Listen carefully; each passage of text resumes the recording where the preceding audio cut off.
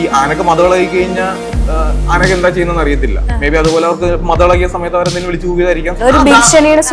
അതിന്റെ ആവശ്യമില്ല. ഒരു വശത്തു കൂടെ ഒരു ഉപദേശം കൊടുക്കുന്നു, മറുവശത്തു കൂടെ എന്റെ ഭാഷയെ പറയാനാണെങ്കിൽ തെമ്മാടിത്തരം കാണിക്കും. ലൈക്ക് അവർ ഫെയിം ആയിട്ടുള്ള ആൾക്കാരാണ്, ഓക്കെ, പക്ഷെ അതിന്റെ വാല്യൂ ഇപ്പോൾ അവർ തിരിച്ചറിഞ്ഞിട്ടില്ലെന്ന് എനിക്ക് പറയാനായിട്ടുള്ളൂ. ബോച്ചെ എന്ന് പറയുന്ന വ്യക്തി എത്രയോ ഊളത്തരങ്ങൾ എത്രയോ നടുമാരുടെ മുന്നിൽ വെച്ചും അല്ലെങ്കിൽ ഫുള്ളി ക്യാമറ കാണുമ്പോൾ സോഷ്യൽ മീഡിയ സ്പേസ് കാണുമ്പോഴത്തേക്ക് ഇതേപോലെ ഡബിൾ മീനിങ് കോമഡീസ് ഒത്തിരി പറഞ്ഞു. നമ്മുടെ രാഹുൽ ഈശ്വരി കഴിഞ്ഞ ദിവസം സംസാരിച്ച് കേട്ടോ അല്ലേ, പുള്ളിക്ക് അത്ര പോലും ബോധമില്ലേ? ആരോ അല്ല, ഒന്നിൽ കൂടുതൽ ആൾക്കാർ ആ കമന്റ് ഉണ്ടായിരുന്നു, ഈ പെണ്ണ് പ്രഗ്നന്റ് ആണെന്ന് തോന്നുന്നു, ഗർഭിണിയാക്കിയിട്ടാണ് ഇവൻ കല്യാണം കഴിക്കുന്നത്. ഇതിറങ്ങുമ്പോ എന്താ അവസ്ഥ? നീ പ്രത്യേകം പറഞ്ഞാൽ മതി, സമാധാനമായിട്ടുള്ള ഫസ്റ്റ് നൈറ്റ് കഴിഞ്ഞിട്ടില്ല.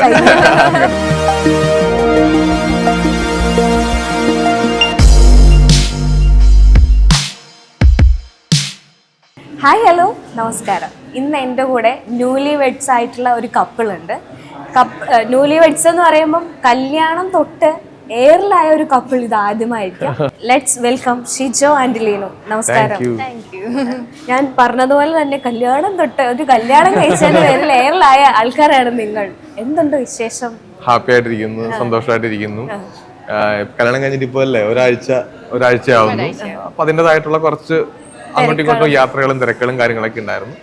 പിന്നെ നമ്മള് അതിൽ നിന്നൊക്കെ ഫ്രീ ആയിട്ട് ഞങ്ങൾ അടുത്ത ദിവസം കാശ്മീരിലേക്ക് ഒന്ന് പോകും. നാളെ തന്നെ ഇന്റർവ്യൂ എടുക്കുന്നതിന്റെ അടുത്ത ദിവസം കാശ്മീരിലേക്ക് പോകുന്നു. അങ്ങനെ അങ്ങനെയാണല്ലോ വിളിക്കുക, പേര് അങ്ങനെ തന്നെ വിളിക്കാവുള്ളൂ. അതെ അതെ അതെ. അപ്പൊ ഹണിമൂണിന് പോകുന്നു. അതൊക്കെയാണ് ഇതുവരെയുള്ള വിശേഷം. എങ്ങനെയുണ്ട് കല്യാണം കഴിഞ്ഞിട്ടുള്ള ഒരു ലൈഫ്? ഞങ്ങളിപ്പോ വരുന്ന വഴിക്ക് ഒരു കാര്യം പറയുമായിരുന്നു. കല്യാണം കഴിഞ്ഞിട്ട് ഞങ്ങൾക്ക് ഇപ്പൊ നമ്മള് ഇതിനു മുമ്പേ ഒരു 5-6 വർഷമായിട്ട് ഞങ്ങൾ എപ്പോഴും കോണ്ടാക്ട് ചെയ്യുന്ന ആൾക്കാരല്ലേ. അപ്പൊ അന്നൊക്കെ കോണ്ടാക്ട് ചെയ്യുമ്പോൾ നമുക്ക് ഒരുപാട് സമയമുണ്ട് എല്ലാ കാര്യങ്ങൾക്കും സംസാരിക്കാം. അപ്പൊ നമ്മള് വെറുതെ ഇരിക്കുകയാണല്ലോ, ബോറടിക്കുകയാണല്ലോ എന്നൊക്കെ പറയും. പക്ഷെ കല്യാണം കഴിഞ്ഞിട്ട് ഈ ഒരാഴ്ച ഒന്ന് മര്യാദക്ക് ഒന്ന് നിൽക്കാനോ ഇരിക്കാനോ ഉറങ്ങാനോ ഒന്നും പറ്റാത്ത ഒരു ഇത്. അതായത് നമുക്ക് എന്തെങ്കിലും കാര്യങ്ങൾ എപ്പോഴും ഉണ്ടാവും. അതായത് നമുക്ക് കല്യാണത്തിൻ്റെതായിട്ടുള്ള കുറച്ച് കാര്യങ്ങളുണ്ടല്ലോ, അതൊക്കെ ഒന്ന് തീർക്കാനായിട്ടുള്ള ഒന്നും പോയില്ലടാ, ഇതുവരെ പോയില്ല. അതായത് നമ്മള് ആകപ്പാട് പോയത് എന്റെ അച്ചാച്ചന്റെ, അതായത് എന്റെ അമ്മയുടെ അച്ഛന്റെ കുടുംബ വീട്ടിൽ പോയി. കാരണം അവര് ചെന്നൈയിൽ നിന്ന് അവര് ഫാമിലി വന്നിട്ടുണ്ടായിരുന്നു. അപ്പൊ അവർക്ക് തിരിച്ചു പോകണമായിരുന്നു. അന്ന് അവരെ പോയി കാണാൻ വേണ്ടി പോയി. പിന്നെ അച്ഛന്റെ വീട്ടിലേക്ക് പോയപ്പോഴത്തേക്കും അവിടെ അച്ഛന്റെ വീട്ടിൽ പോയി. പിന്നെ ഇവളുടെ ചേച്ചിയുടെ വീട്ടിലും പോയി. പിന്നെ 1-2 റിലേറ്റീവിന്റെ വീട്ടിൽ പോയി. അതുകൊണ്ട് വിരുന്നായിട്ട് ഇതുവരെ എങ്ങും പോയിട്ടില്ല. എനിക്ക് തോന്നുന്നു ഫസ്റ്റ് ഇൻവൈറ്റ് ചെയ്ത് ഞാൻ ഇവിടെ ഇരുത്തിയിരിക്കുന്നത് ഞങ്ങളാണ് വിരുന്ന് തരാൻ പോകുന്നത്. അപ്പം ഞാൻ ആദ്യമായിട്ട് ഒരു പുതിയ കപ്പിൾസിനെ വിരുന്നിന് വേണ്ടിട്ട് ക്ഷണിച്ചിരിക്കുകയാണ്. പക്ഷെ നമ്മൾ കുറെ വിശേഷങ്ങൾ അതിനടുത്ത് ഷെയർ ചെയ്യും. അപ്പൊ ഞാൻ കല്യാണത്തിന് ശ്രദ്ധിച്ച കാര്യം, കല്യാണത്തിന്റെ ചടങ്ങായിട്ട് തന്നെ ഒരു 4-5 ദിവസം ഉണ്ടായിരുന്നു. അതായത് ബാച്ചിലർ പാർട്ടി, മധുരമയപ്പ് ഷിജോ ചേട്ടന്റെ വീട്ടിൽ, ലിനുവിന്റെ വീട്ടിൽ. അതിന്റെ തലേദിവസം പരിപാടി. തലേദിവസം വീട്ടിലായിരുന്നു, 2-ാം തീയതി എന്റെ വീട്ടിലായിരുന്നു, 30-ാം തീയതി ബാച്ചിലേഴ്സ് പാർട്ടി, 4-ാം തീയതി കല്യാണം. 4 ദിവസം പരിപാടി. അത് കഴിഞ്ഞിട്ട് കല്യാണത്തിന്റെ രാത്രി റിസപ്ഷൻ. കല്യാണത്തിന് അന്ന് രാത്രി തന്നെയാണ് റിസപ്ഷൻ. എങ്ങനെ സഹിച്ചു ഇത്ര ദിവസം എന്നുള്ളതാണ്. കാരണം നമ്മളെ ഇത് സത്യം പറഞ്ഞു കഴിഞ്ഞാല് ഇങ്ങനെയല്ല, നമ്മള് പെട്ടെന്ന് സംഭവിച്ച കാര്യങ്ങളാ ഇതെല്ലാം തന്നെ. ബാച്ചിലേഴ്സ് പാർട്ടി ആണെങ്കിൽ തന്നെ നമ്മള് ഇങ്ങനൊരു പാർട്ടി വെക്കണമെന്ന് ഒരുപാടൊന്നും അങ്ങനെ ചിന്തിച്ചിട്ടുണ്ടായിരുന്നില്ല. പെട്ടെന്ന് ഞങ്ങൾ ഒരു ദിവസം ഞാനും സായിയായിട്ട് ഞങ്ങൾ ഡിസ്കസ് ചെയ്തു. അപ്പൊ അവൻ്റെ പറഞ്ഞാ നമുക്ക് ബിഗ് ബോസിലെ ടീമിന് വേണ്ടിയിട്ട് നമുക്ക് പരിപാടി വെക്കണ്ടേ. ഞാൻ പറഞ്ഞാ കല്യാണത്തിനുണ്ടല്ലോ. അപ്പൊ അവൻ പറഞ്ഞാ അതല്ലാണ്ട് നമുക്ക് എന്തെങ്കിലും വേണ്ടേ. അപ്പോഴാണ് ഞങ്ങൾ ആലോചിച്ചത് അങ്ങനെ ഒരു പാർട്ടി ഇതേപോലെ ഇങ്ങനെ വെക്കാം. അപ്പൊ അങ്ങനെയാണ് പെട്ടെന്ന് ആ പാർട്ടി ഓണായി. അപ്പൊ എന്റെ വേറെയും കുറച്ച് ഫ്രണ്ട്സിനെ കൂടെ ഞാൻ വിളിച്ചു. അങ്ങനെ ആ പാർട്ടി ഓണാവുന്നു. പിന്നെ മധുരം വെപ്പ് ഉള്ളതല്ലേ. സാധാരണ ഇപ്പൊ നമ്മുടെ ഈ ക്രിസ്ത്യൻസിന്റെ മധുരം വെപ്പ് എന്ന് പറയുമ്പോഴത്തേക്കും ചെറുക്കന്റെ വീട്ടിൽ പെണ്ണ് വരില്ല, പെണ്ണിന്റെ വീട്ടില് വരാറില്ല. അപ്പൊ ഞാനിങ്ങനെ ആച്ചുമായിട്ട് സംസാരിച്ചപ്പോഴത്തേക്ക് ഇവള് പറഞ്ഞു എനിക്ക് വരണം എന്നുണ്ട് എന്ന് പറഞ്ഞു. അപ്പൊ ഞാൻ വിചാരിച്ചു അങ്ങനെയാണെങ്കിൽ ഇത് ഒരു മാറ്റം എവിടെയെങ്കിലും സംഭവിക്കട്ടെ. അങ്ങനെ മധുരം വെപ്പ് എന്റേത് 2-ാം തീയതിയിലേക്ക് മാറ്റി. 3-ാം തീയതിയാണ് സത്യം പറഞ്ഞാൽ. 3-ാം തീയതി 2 വീട്ടിൽ ഒരുമിച്ച് നടക്കേണ്ട പരിപാടിയാണ്. അവൾ 2 ദിവസത്തേക്കാക്കി. അങ്ങനെ അച്ചു ഇവിടേക്ക് വന്നു, ഞാൻ അവിടേക്കും ചെന്നു. അപ്പൊ അത് കുറച്ചുകൂടെ നമുക്ക് സന്തോഷം ഉണ്ടാകുന്ന കാര്യമല്ലേ. അങ്ങനെ ചെയ്തു. അപ്പൊ അങ്ങനെ മൊത്തം വന്നപ്പോ 4 ദിവസം പരിപാടിയായി. കൊറേ ഞാൻ നോക്കുമ്പോ എല്ലാ ദിവസവും വീഡിയോസ് കണ്ടു ഞാൻ അതിന്റെ കൂട്ടത്തിൽ അൻസിബേനെ ആരൊക്കെയോ തിരക്കുന്നത് കണ്ടു കമന്റ്സില്. എന്താന്ന് പറഞ്ഞോ അൻസിബ എന്തുകൊണ്ട് എത്തിയില്ല? അൻസിബിക്ക് ഞാൻ വിളിച്ച സമയത്ത് അൻസിബ എനിക്ക് പറഞ്ഞു 4-ാം തീയതി അമ്മയുടെ ഫാമിലി മീറ്റപ്പ് ഉണ്ട്. പിന്നെ അൻസിബ എക്സിക്യൂട്ടീവ് മെമ്പറാണ്. അതെ അതെ. അപ്പൊ സ്വാഭാവികമായിട്ട് അൻസിബിക്ക് അതിന് മുന്നുള്ള ദിവസം അൻസിബ എനിക്ക് പറഞ്ഞോടാ ഒന്നെങ്കിൽ ഞാൻ 2-ാം തീയതി എത്താം, അല്ലെങ്കിൽ പറ്റുമെങ്കിൽ 30-ാം തീയതി വരാൻ പറ്റുമെന്ന് നോക്കട്ടെന്ന് പറഞ്ഞു. യമുനേച്ചി അങ്ങനെയാ വന്നത്. യമുനേച്ചി നമ്മുടെ 30-ാം തീയതി ബാച്ചിലേഴ്സ് പാർട്ടിക്കാണ് വന്നത്. കാരണം യമുനേച്ചിക്കും അതിന്റെ എന്തോ റിഹേഴ്സൽ ക്യാമ്പ് ഉണ്ടായിരുന്നു. ചേച്ചി അവിടെ നിന്നാണ് അങ്ങോട്ട് വന്നത്. അപ്പൊ അൻസിബി എക്സിക്യൂട്ടീവ് മെമ്പർ അല്ലേ അമ്മയുടെ. അപ്പൊ അദ്ദേഹത്തിന് അതിൻ്റെതായിട്ടുള്ള കുറച്ച് തിരക്കൂടുണ്ട്. അതെ, അതൊരു വിവാദ പ്രശ്നമാണ്. അവിടെ തൊട്ടാണ് സ്റ്റാർട്ട് ചെയ്യുന്നത്. ഞങ്ങൾ അന്ന് സംസാരിക്കുകയും ചെയ്തിട്ടുണ്ട്. അൻസിബി പറഞ്ഞു അയ്യോ എനിക്ക് മിസ് ആവുമല്ലോ സിജോ എന്നൊക്കെ പറഞ്ഞ അൻസിബി എനിക്ക് സംസാരിക്കുകയും ചെയ്തു. അൻസിബിയുടെ ഡയറക്ട് ചെയ്യാൻ പറ്റുന്ന മൂവിയുടെ കാര്യമൊക്കെ ഞങ്ങൾ ഡിസ്കസ് ചെയ്തു. അതിന്റെ കാര്യമൊക്കെ പറഞ്ഞിരുന്നു. പുറത്തറിയുന്നില്ലല്ലോ എങ്ങനെയാ സംഭവം. അതെ, അപ്പൊ അൻസിബ എവിടെയെന്ന് കമന്റിൽ ചോദിച്ച ആൾക്കാർക്കുള്ള മറുപടി ആയിട്ടുണ്ട്. ഇനിയുണ്ട്, എല്ലാരും വിളിച്ചിട്ടുണ്ട്. അപ്പൊ ഇനി അടുത്തത് പിന്നീടുള്ള വിവാദം എന്ന് പറഞ്ഞാൽ നോറയായിട്ട് റിലേറ്റ് ചെയ്തിട്ടാ. നമുക്ക് ആദ്യം തന്നെ നമുക്ക് ഈ കാര്യങ്ങളിൽ ഒരു എക്സ്പ്ലനേഷൻ കൊടുത്തു പോവാം. അത് കഴിഞ്ഞിട്ട് നമുക്ക് ഫണ്ടിലേക്ക് പോവാം. ആദ്യം തന്നെ എല്ലാവരും വെയിറ്റ് ചെയ്യുന്നത് നിങ്ങൾ എന്ത് പറയും എന്നുള്ളതാ. യൂട്യൂബ് ചാനൽ നമ്മൾ കണ്ടു, പക്ഷെ എന്നാലും നമ്മൾ പ്രഷർ ഉണ്ടല്ലോ അവർക്ക് വേണ്ടിയിട്ടാണ്. നോറയുമായിട്ടുള്ള ഇതാണ്. നിങ്ങൾക്ക് പ്രശ്നമില്ല, പക്ഷെ ആർക്കാ പ്രശ്നമുള്ളത്? നമുക്ക് എന്ത് ചെയ്താലും ആർക്കാ പ്രശ്നം? നമുക്ക് പ്രശ്നമില്ലല്ലോ. അപ്പം നോറ മുഖത്ത് കേക്ക് വാരി തേച്ചു. അതാണ് വലിയ പ്രശ്നം. അന്ന് തൊട്ട് നോറ എയറിലാണ്. ശരിക്കും ചേട്ടാ അതിന്റെ ബിഹൈൻഡ് ദ ക്യാമറ എന്താ സംഭവിച്ചത്? അപ്പോഴെന്താണ് സംഭവിച്ചത്? ഞാൻ എന്റെ ചാനലിലൂടെ പറഞ്ഞിട്ടുണ്ടായിരുന്നു. ആക്ച്വലി സത്യം പറഞ്ഞ നോറയുടെ ബർത്ത്ഡേ പരിപാടി തൊട്ടാണ് ഇത് സ്റ്റാർട്ട് ചെയ്യുന്നത്. ഞാനും നോറയും അല്ലെങ്കിൽ ഞങ്ങള് ഇപ്പൊ സായി ആണെങ്കിൽ ഇപ്പൊ ഞാൻ നിന്റെ കൂടെ ആഡ് ചെയ്യാം. അന്ന് സായി ഒരു ഫ്ലെക്സ് അടിച്ചിട്ടുണ്ടായിരുന്നു, കണ്ടിട്ടുണ്ടാവും മേ ബി, കാട്ടത്തി എന്നൊക്കെ പറഞ്ഞിട്ട്. അത് അവനുള്ള ഫ്രീഡമാണ്. അതായത് എന്റെ കല്യാണത്തിന്, സിജോയുടെ കല്യാണമാണ്. പക്ഷെ സിജോയുടെ കല്യാണത്തിന് ഇങ്ങനെ ഞാൻ ഫ്ലെക്സ് അടിച്ചു കഴിഞ്ഞാൽ അത് സിജോ ഫണ്ണായിട്ട് എടുക്കും എന്നുള്ളത് സായിക്ക് നന്നായിട്ട് അറിയാം. അത് ഞാനും സായിയായിട്ടുള്ള സൗഹൃദത്തിലുണ്ടായ ഒരു ഫണ്ണാണ്. ഈ ഇപ്പൊ നോറയുടെ കാര്യം പറഞ്ഞു കഴിഞ്ഞാൽ, നോറ സിജോയുടെ ദേഹത്ത് കൊണ്ടുപോയിട്ട് കേക്ക് തേച്ച് കഴിഞ്ഞാൽ സിജു ഒരിക്കലും ദേഷ്യപ്പെടില്ല, സിജു അവിടെ റിയാക്ട് ചെയ്യില്ല, സിജു അത് ഫണ്ണായിട്ട് എടുക്കും നോറയ്ക്ക് അറിയാം. അത് ഞങ്ങൾക്കിടയിലുള്ള സൗഹൃദത്തിൽ ഉണ്ടായ ഒരു കാര്യമാണ്. ഓക്കെ, അത് ആ ഒരു ആക്ട് ശരിയാണെന്ന് ഞാൻ എവിടെയും പറയുന്നില്ല. ഇപ്പൊ ഞാൻ നോറയുടെ ബർത്ത്ഡേക്ക് പോയിട്ട് നോറയുടെ ബർത്ത്ഡേ ഫംഗ്ഷന്റെ ഇടയിൽ ഞങ്ങളുടെ കേക്ക് തേക്കുന്നത് ശരിയാണെന്ന് ഒരിക്കലും ഞാൻ വാദിക്കുന്നില്ല. പക്ഷെ അത് ഞങ്ങൾക്കിടയിൽ അങ്ങോട്ടും ഇങ്ങോട്ടും അതിനുള്ള സ്പേസ് ഉണ്ട്. ആ സ്പേസിൽ സംഭവിക്കുന്ന ഒരു കാര്യമാണ്. അപ്പൊ നോറയുടെ ബർത്ത്ഡേക്ക് ഞാൻ പോകുന്നു, അന്ന് ജെ ആണ് എനിക്ക് പറയുന്നത്, നോറയുടെ പാർട്ട്ണറാണ് എനിക്ക് എന്ന് പറയുന്നത്, നമുക്ക് ഇത്തിരി പരിപാടി കളറാക്കണം സിജോ, അതുകൊണ്ട് സിജോ പോയിട്ട് കേക്ക് തേക്കുക. കാരണം ഇതിനു മുമ്പ് ജാസ്മിന്റെ പരിപാടിക്ക് പോയപ്പോഴത്തേക്ക് ജാസ്മിൻ എടുത്ത് പൂളിടുകയും ഒക്കെ ചെയ്തിട്ടുള്ളത് ഞാൻ സായിയൊക്കെ കൂടെയാണ്. അപ്പോ എന്തെങ്കിലും ഉടായ്പ പരിപാടി എപ്പോഴും ഒപ്പിച്ചു വെക്കുന്നത് ഞാനോ സായിയൊക്കെ ആയിരിക്കും. അപ്പോ അന്ന് ജയ പറഞ്ഞപ്പോഴത്തേക്ക് ഞാൻ എടുത്തിട്ട് നോറനെ കേക്ക് തേക്കുന്നു, നോറ തിരിച്ച് കേക്ക് തേക്കുന്നു, സായുടെ ദേഹത്ത് തേക്കുന്നു, പിന്നെ ഞങ്ങൾ പൂളിലേക്ക് എടുത്തിടുന്നു, എല്ലാവരുമായിട്ടുള്ള ഫണ്ണ്. അന്ന് നോറ എൻഡിഗോ പറഞ്ഞു തിരിച്ചു തരും എന്നിങ്ങനെ പറയുന്നുണ്ട്. അപ്പൊ മാരേജിനെത്തിയ സമയത്ത് അവൾ എൻ്റെ അടുത്ത് വന്നിട്ട് ഇങ്ങനെ സ്റ്റേജിൽ കയറി, ഫസ്റ്റ് ടൈം സ്റ്റേജിൽ കയറി ഫോട്ടോ എടുക്കുന്ന സമയത്ത് എൻ്റെ അടുത്ത് പറഞ്ഞു, സിയോ ചേട്ടാ ഞാൻ പ്രതികാരം ചെയ്തിട്ടേ പോകുള്ളൂ. അപ്പൊ അതിന് എനിക്ക് മനസ്സിലായി. അപ്പൊ ഞാൻ പറഞ്ഞു എല്ലാം കഴിഞ്ഞിട്ട് പ്രതികാരം ചെയ്യാവുള്ളൂ ഞാൻ പറയുകയും ചെയ്തു. അപ്പോൾ പറഞ്ഞു എല്ലാം കഴിയട്ടെന്ന് പറഞ്ഞു. അങ്ങനെ ലാസ്റ്റ് അൽത്താഫും നമ്മുടെ ഷാലുവും കൂടെയാണ് അന്ന് ഹോസ്റ്റ് ചെയ്തത്. അപ്പൊ അവരിങ്ങനെ അനൗൺസ് ചെയ്തു നമ്മുടെ പ്രോഗ്രാംസ് എല്ലാം ഇപ്പൊ തീരാണ്. കാരണം 10 മണി ബീച്ച് സൈഡ് അല്ലേ, 10 മണിയാകുമ്പോൾ ലൈറ്റ്സും സൗണ്ടൊക്കെ ഓഫ് ചെയ്യണം, നമുക്കവിടെ റൂൾ ഉള്ളതല്ലേ. അപ്പോൾ അനൗൺസ് ചെയ്തു ഇനി വെറും 15 മിനിറ്റ് കൂടെ ഉള്ളൂ. അപ്പൊ നമ്മൾ DJ കൊണ്ട് പ്രോഗ്രാം അങ്ങ് നിർത്തുവാണ്. ഇനി ഫോട്ടോസ് എടുക്കാനുള്ള ആൾക്കാർ പെട്ടെന്ന് എടുത്തേക്കണം, ഇനി ആർക്കും ഉണ്ടാവില്ല എന്ന് പറഞ്ഞു. അപ്പൊ ഫോട്ടോ എടുപ്പ് അവിടെ സ്റ്റോപ്പായി. അപ്പോ നോറയുടെ വിചാരം എന്താണ്, എല്ലാം കംപ്ലീറ്റ്ലി കഴിഞ്ഞു, ഓൾമോസ്റ്റ് ഞാൻ തീർന്നു. പെട്ടെന്ന് അവൾ സ്റ്റേജിലേക്ക് വരുന്നു, കേക്ക് തേക്കുന്നു, ഞാൻ തിരിച്ചും കേക്ക് തേക്കുന്നു. ഇതാണ് അവിടെ സംഭവിച്ചത്. അപ്പോ അതൊരു ഫണ്ണായിട്ട് എടുത്തുള്ളൂ. പിന്നെ പെട്ടെന്ന് നമ്മളിപ്പോ നമ്മുടെ ദേഹത്തേക്ക് ഒരാൾ കേക്ക് തേക്കുമ്പോൾ നമ്മൾ ഷോക്കായി പോകും അല്ലെ. അത് നമ്മളിപ്പോ കാരണം നോറ വന്ന് എനിക്ക് നേരെ പറഞ്ഞെങ്കിലും ഞാനത് ഓർത്തിരിക്കുന്നില്ലല്ലോ പെട്ടെന്ന്, കാരണം കല്യാണ തിരക്കല്ലേ, അതിന്റെ ഇടയ്ക്ക് എത്ര ആൾക്കാർ വന്നു പോകുന്നുണ്ട്. അപ്പോ ആ ഒരു മൊമെന്റില് നോറ അച്ഛന്റെ ദേഹത്ത് തേച്ചൊന്നുമില്ല, മന്ത്രം കൂടിയാണ്, ഒന്നുമില്ലായിരുന്നു. അപ്പൊ അവളത് ഫണ്ണായിട്ട് എടുത്തു. അതിനുശേഷം പിന്നീട് സിബിനും നോറയും കൂടെയാണ് എന്നെ പൂളിലേക്ക് കൊണ്ടിടുന്നത്. ജയബ്രോ എല്ലാരും കൂടെ കൊണ്ട് പൂളിലേക്ക് ഇട്ടു. നോറനെ ഞാൻ പിടിച്ചു പൂളിൽ ഞാൻ ഇട്ടു. പിന്നെ സിബിനെ പൂളി ചാടിച്ചു, ജയബ്രോനെ ചാടിച്ചു, സായിനെ ചാടിച്ചു, നമ്മുടെ ശോഭേച്ചിനെ ചാടിച്ചു, സ്നേഹനെ ചാടിച്ചു, ജാസ്മിനെ ചാടിക്കാൻ വേണ്ടി ഞങ്ങൾ പോയപ്പോ ജാസ്മിൻ പറഞ്ഞാ എന്റെ വിടറാന്നൊക്കെ പറഞ്ഞ് അല്ലെങ്കിൽ ജാസ്മിൻ എടുത്തിട്ടേനെ, ഗബ്രീനെ എടുത്തിട്ടേനെ. അതൊരു ഞാൻ പറഞ്ഞല്ലോ, ഇത് നമുക്കിടയിൽ ഉണ്ടാകുന്ന ഒരു സൗഹൃദമാണ്. അത് ഞങ്ങൾക്കാണ് അത് പെട്ടെന്ന് റിലേറ്റ് ചെയ്യാൻ വേണ്ടി പറ്റുക. വേറൊരാൾ അതിനെ പറ്റി പറയുമ്പോഴത്തേക്കും ആയിരിക്കാം അത് നമുക്ക് വേറൊരു തലത്തിലേക്ക് അതിനെ പോവുക. അങ്ങനെ ഞാൻ കണ്ടിട്ടുള്ളൂ. അതുപോലെ തന്നെ ആ സമയത്ത് വന്നിട്ടുള്ള ഏറ്റവും വലിയ വിവാദമായിട്ടുള്ള ഒരു സ്റ്റേറ്റ്മെന്റ് ആയിരുന്നു ദിയ കൃഷ്ണ പറഞ്ഞത്, എൻ്റെ ഭർത്താവിന്റെ ദേഹത്തായിരുന്നെങ്കിൽ ഇനി കേക്ക് കഴിക്കാൻ ആളുണ്ടാവില്ല എന്നാണ്. അപ്പൊ അവിടെ ലിനു അവിടെ ഒന്നും ചെയ്തില്ല, ലിനുവിന് അത് ഇഷ്ടപ്പെട്ടില്ല എന്നുള്ള രീതിയിലാണ് ആ സ്റ്റേറ്റ്മെന്റ് വന്നിരിക്കുന്നത്. അപ്പം ലിനുവിന്റെ ഭർത്താവിന്റെ ദേഹത്ത് കേക്ക് തേച്ചപ്പോൾ ലിനു എന്തുകൊണ്ട് മിണ്ടിയില്ല?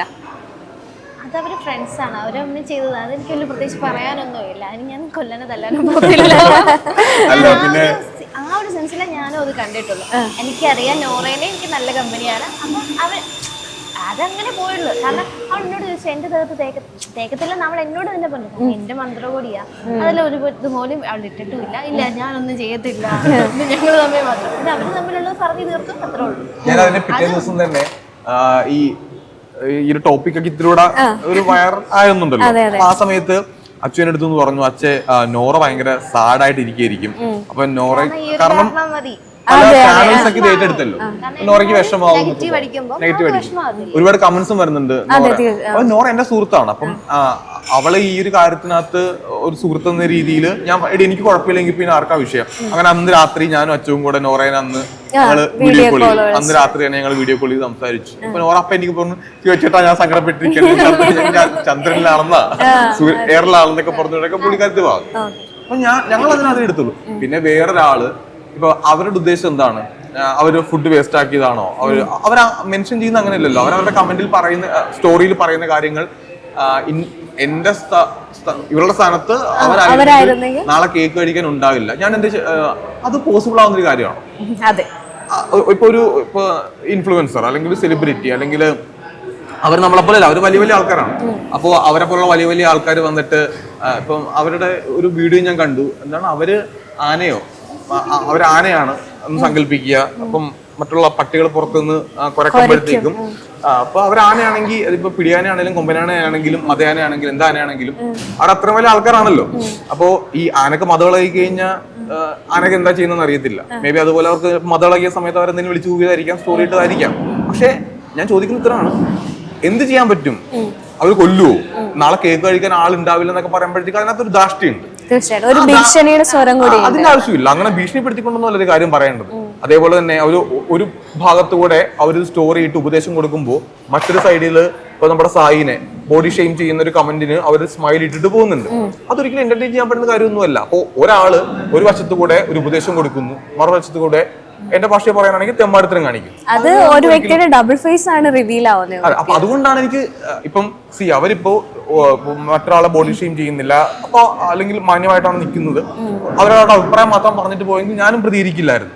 അവരവരുടെ അഭിപ്രായം പറഞ്ഞാണെന്ന് ഞാനും വിചാരിച്ചത്. പക്ഷെ അവർക്കതല്ല, അവർക്ക് അതിനപ്പുറത്തേക്ക് അവരുടെ മനസ്സിലുണ്ടായിരുന്ന മറ്റേതോ ചിന്തകളെല്ലാം കൂടെ ഇതിനകത്തോട്ട് കുത്തി നിറച്ച ഒരു സംഭവമായിരുന്നു. പിന്നെ അവരുടെ വേ ഓഫ് ടോക്കിംഗ് ഉണ്ടല്ലോ. ഇപ്പൊ ഞാൻ പറഞ്ഞില്ലേ, ഞങ്ങൾ വലിയ ആൾക്കാര്. ഇപ്പം എനിക്ക് ഒരാൾ ചോദിച്ചു, സിജോ നിങ്ങൾ അറിയത്തില്ല എന്ന് പറഞ്ഞതാണോ? അതെ, അതിനകത്ത് ഒരാള് കൂട്ടിച്ചേർത്തിരിക്കുന്നത് ഇവരൊക്കെ ആരാണ്. ഞാൻ പറഞ്ഞില്ലേ, നമ്മളിപ്പോ സാധാരണക്കാരായിട്ടുള്ള ആൾക്കാരാണല്ലേ. ഇപ്പം നമ്മൾ തമ്മിൽ പരിചയപ്പെടാണ് ബിഗ് ബോസിൽ പോയതിനു ശേഷം മാത്രമാണ്, അത് നമുക്ക് പരിചയമില്ല. അപ്പോ ബിഗ് ബോസിൽ പോയതുകൊണ്ട് എല്ലാവരും വലിയ ആളാണെന്നൊന്നും എവിടെയില്ല. അവര് നമ്മളെ പോലെ അല്ല, അവര് വലിയ ആൾക്കാരാണ്. അപ്പൊ ഞാൻ മനസ്സിലാക്കിയത്തോളം അച്ഛന്റെ ലേബലിൽ വളർന്നു വന്ന ആൾക്കാരാണ് ഇവര്. സ്വന്തമായിട്ട് അല്ല, അത് ഇതിനകത്തെ ഇപ്പം നമ്മൾ പറയുമ്പോൾ ഇപ്പൊ ഞാൻ തീർച്ചയായിട്ടും കളിയാക്കലിലൂടെ തന്നെയാണ് ഞാൻ പറയുന്നത് വെച്ചോ. അവര് സ്വന്തമായിട്ട് ചിന്തിക്കും ഞാൻ വലിയ ആളാണ്, അല്ലെങ്കിൽ ഞാനൊരു ഇപ്പം ഇന്ന് ഞാൻ കണ്ടു, ഇപ്പൊ ഞാൻ വരുന്ന വഴിക്ക് ഒരു വീഡിയോ ഇപ്പോൾ ഞങ്ങൾ കണ്ടിട്ടുണ്ടാവുന്നത് ഈ ആനയും പട്ടിയായിട്ടുള്ള താരതമ്യം, അല്ലെങ്കിൽ അത് അവർക്ക് ബോധമില്ലേ? അത് അവർ ചിന്തിക്കേണ്ട ബേസിക് ആയിട്ടുള്ള കാര്യമല്ലേ. ഇപ്പം ഞാനിപ്പോ വന്നിട്ട് ഞാൻ സൂപ്പറാണ്, ഞാൻ അടിപൊളിയാണ്, നമുക്ക് ഏതെങ്കിലുമൊക്കെ ഒരു അങ്ങനെ ഒരു സംസാരം ആവശ്യമുള്ള സ്ഥലത്ത് വേണമെങ്കിൽ പറയാം. പക്ഷെ എപ്പോഴും ഞാൻ സൂപ്പർ എന്ന് പറഞ്ഞു കഴിഞ്ഞാൽ അപ്പൊ അവരുടെ വില പോകും. അവര് ചിന്തിക്കേണ്ട കാര്യമാണ്. അത് അവർക്ക് ചിന്തിക്കാനായിട്ടുള്ള എന്തൊരു സാധനം കുറവാണെന്ന് തോന്നുന്നു, അത് ചിന്തിക്കട്ടെ അവര്. ഒരു പക്ഷെ ഞാൻ ഷിജോ ചേട്ടനെ നമ്മൾ ഡയറക്റ്റ് പരിചയപ്പെടുന്നത് ബിഗ് ബോസിന് ശേഷമാണ്. അതിന് മുമ്പൊക്കെ നമ്മൾ ഫോളോ ചെയ്യുന്നുണ്ട്, ഒക്കെ ചെയ്യുന്നുണ്ട്. അപ്പം ഞാൻ മനസ്സിലാക്കിയത് ഷിജോ എന്ന വ്യക്തി ചെറിയൊരു ഫാമിലിയിൽ നിന്ന് യൂട്യൂബ് എന്ന പ്ലാറ്റ്ഫോമിൽ കൂടെ വളർന്നു വന്ന് ബിഗ് ബോസിൽ പോയ വ്യക്തിയാണ്. ദിയാകൃഷ്ണ എന്ന് പറയുന്ന വ്യക്തി അച്ഛൻ സിനിമാ നടനായതിൻ്റെ പേരിൽ വീട്ടിലുള്ള എല്ലാവർക്കും യൂട്യൂബ് ചാനലുള്ളതിൻ്റെ പേരിലൊക്കെ വളർന്നു വന്നതാണ്. പിന്നെ അവർ പറയുന്ന കുറേ സ്റ്റേറ്റ്മെൻറ്റ്സ് ഉണ്ട്, അവർക്ക് സെലിബ്രിറ്റികൾ, നമ്മളൊന്നും അല്ലാത്ത ആൾക്കാർ എന്നുള്ളത്. ഷിജോ ചേട്ടൻ്റെ ഒരു ജേണി വലുതാണ്. ആ ഒരു ജേണിയെ പറ്റി ഒന്ന് പറയാം. എന്റെ ജേണിയെ പറ്റി അവരുടെ കാര്യം നമുക്ക് പറയേണ്ട ആവശ്യമില്ല. അല്ല മോനെ, ഇപ്പൊ ഞാൻ നേരത്തെ ഇപ്പൊ ഒരു കാര്യം നമുക്ക് ആഡ് ചെയ്യാം. ഇപ്പൊ നമ്മൾ ആരും ഒരിക്കലും നമ്മളെല്ലാം തികഞ്ഞ ആൾക്കാരൊന്നും അല്ല. ഇപ്പോൾ ഞാനിപ്പോൾ ബിഗ് ബോസിൽ വന്നു, അതുകൊണ്ടാണെങ്കിൽ തന്നെ ഇപ്പോൾ എന്നെ അവർക്ക് അറിയില്ല എന്ന് പറയുന്നത് എനിക്ക് സത്യം പറഞ്ഞാൽ ഈഗോ ഹേർട്ട് ആയിട്ടൊന്നും ഇല്ല കേട്ടോ. കാരണം അങ്ങനെ എനിക്ക് ചിന്തിക്കേണ്ട ആവശ്യമില്ല. പിന്നെ അവരെങ്ങനെ ഫേമസ് ആയി, ലൈക്ക് അവർ ഫെയിം ആയിട്ടുള്ള ആൾക്കാരാണ്, ഓക്കെ, പക്ഷെ അതിന്റെ വാല്യൂ ഇപ്പോൾ അവർ തിരിച്ചറിഞ്ഞിട്ടില്ലെന്ന് എനിക്ക് പറയാനായിട്ടുള്ളൂ. അല്ലെങ്കിൽ ഇപ്പോ നമ്മൾ നമ്മുടെ നാടൻ ഭാഷയിൽ പറഞ്ഞു കഴിഞ്ഞാൽ പൊങ്ങച്ചം പറയുന്നത് അനാവശ്യമായിട്ട് നമ്മളെന്തിനാ പൊങ്ങച്ചം പറയുന്നേ. ഞാൻ പൊങ്ങച്ചം പറഞ്ഞിട്ടുണ്ട്, തീർച്ചയായിട്ടും ഞാൻ പറഞ്ഞിട്ടുണ്ട്. ഞാൻ ബിഗ് ബോസിലായിരുന്ന സമയത്തൊക്കെ ഞാൻ അങ്ങനെയാണ് ഇങ്ങനെയാണെന്നൊക്കെ ഞാൻ എന്നെ പറ്റി തന്നെയൊക്കെ പറഞ്ഞിട്ടുണ്ട്. പക്ഷെ അത് ആ ഷോയുടെ ഭാഗമാണ്. അല്ലാത്ത സ്ഥലത്ത് പോയിട്ട് ഞാൻ സൂപ്പറാണ്, ഞാൻ മറ്റേതാണ് മറിച്ചാണെന്ന് പറയേണ്ട ആവശ്യം എനിക്കില്ല.